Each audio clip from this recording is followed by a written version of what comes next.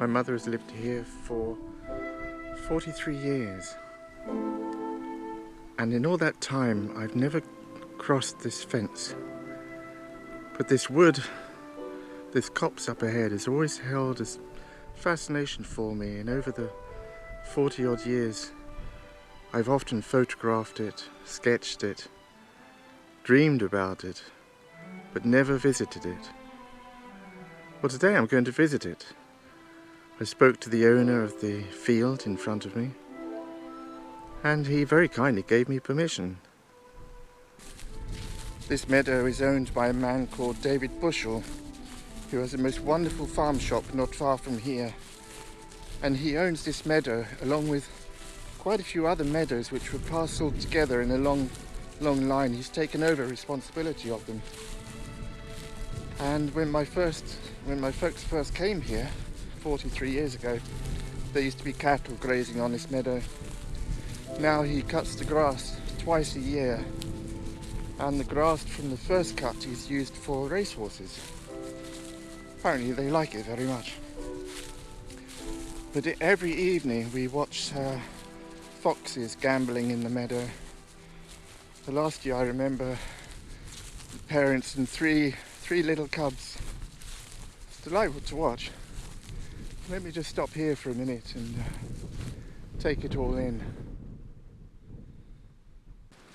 As I walk along the edge trying to identify the trees, I can see there's horse chestnut, lots of maple and sycamore.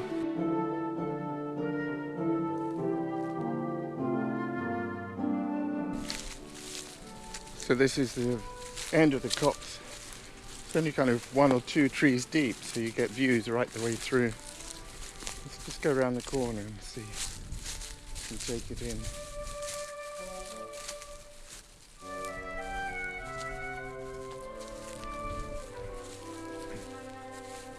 Oh, I see, okay.